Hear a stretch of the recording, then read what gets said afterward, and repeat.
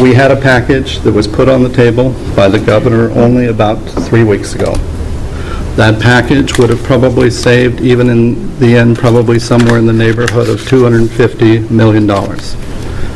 Anybody can sit here and list $1 billion or $2 billion of potential PERS reforms that to a large extent will not survive a court challenge, to a large extent are overstated in terms of what their savings are.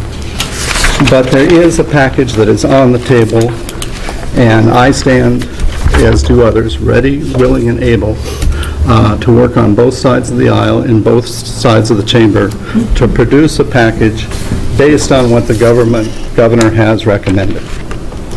Now, I've been in situations before where I've not received everything I wanted, but I didn't refuse to play. And to be quite honest, I think people should quit refusing to play. And to be honest, I think we can actually do more in this session. But if people don't come to the table very soon, we won't be doing more in this session. And I've been very matter of fact that this issue is not going to go away completely. In fact, I don't think we're going to resolve, regardless of what happens, the entire issue this biennium. But I think we should come back to the table, and we should be ready and willing and able to do that. And I'll leave it at that. But this is, compared to what we've done in the last two bienniums, this is a much better K-12 budget. The truth of this budget, though, is going to be what we do in future bienniums. Because you're going to have to keep this commitment in the future. You're going to have to make tough choices. Because the reality of what happened was, in the first part of this last decade, expenditures increased substantially for public safety. Some of those were warranted, some perhaps not as warranted. Those dollars actually largely came out of education. To be fair, second half of the biennium, there were unsustainable increases in human services expenditures. Those increases largely came out of education. People need to put their votes where their mouths are in terms of what their priorities are. And if we're going to actually act on K-12, we're going to have to make that decision consistently to get to a point, and it's probably going to take us a couple more bienniums to get to a point that's reasonable to where we are reasonably funding K-12. And we should probably keep in mind just how unreasonably we are funding community colleges and the university system also.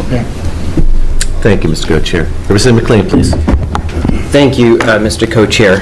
Offering the Republican rebuttal, I would like to, first of all, thank the co-chairs for the hard work that they've done in a very tough time.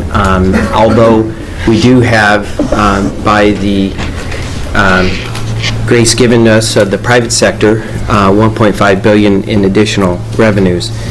I want to be clear, Co-Chair Devlin, and to everyone listening, the Republicans have been at the table.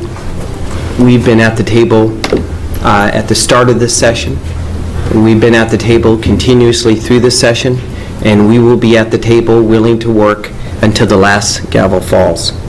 There is only one party, and one party only, that can fix PERS, and it is the Democratic Party. You are the majority party. So to refer to us as somehow not being at the table, not being willing to work, is a misnomer. Bipartisanship is when we all come together to implement an agenda we can agree on, not when we all come together to implement your agenda and be quiet about it. The fact is, the governor put out a proposal that was contingent upon a $200 million tax increase. So to take the next PERS step, we had to make a payment. The citizens of Oregon had to make a payment of $200 million when we already have huge increase provided by the private sector. And we have, generally speaking, about $2 billion more available to us. So for us to pause on that was not unreasonable. And second of all, the provision that was offered up of money match only on inactives has had quite a few legal reviews, and there is certainly not consensus as to its validity. So if we're going to work together, we have to first and foremost honor each other in our efforts. And I think it's not honoring to say that we're not at the table.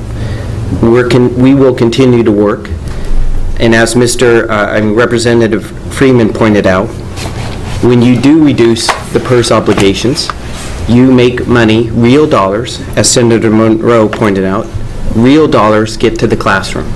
And that's why we've been such an advocate. Now, in that regard, the budget of $6.55 billion is certainly an improvement that everyone recognizes, an improvement that we all want to support. I think what Senator Thompson is simply saying, and I'm in agreement on, is the last gavel hasn't fallen on this session, and we've all got to recognize that sooner or later, more PERS fix that the school boards want, that the cities want, that the counties want, needs to be done. And it's not a fun message, but it's a real message. It's not a bunch of politicians in Salem saying this is what needs to be done. It's what the people who bear the burden have said needs to be done. And that's what we continue to advocate for. I hope, at least in the Ways and Means, we could recognize that while we're the group that typically has to do tough choices on the budgets, we certainly have continued to work in a way that produces results that the consensus would approve.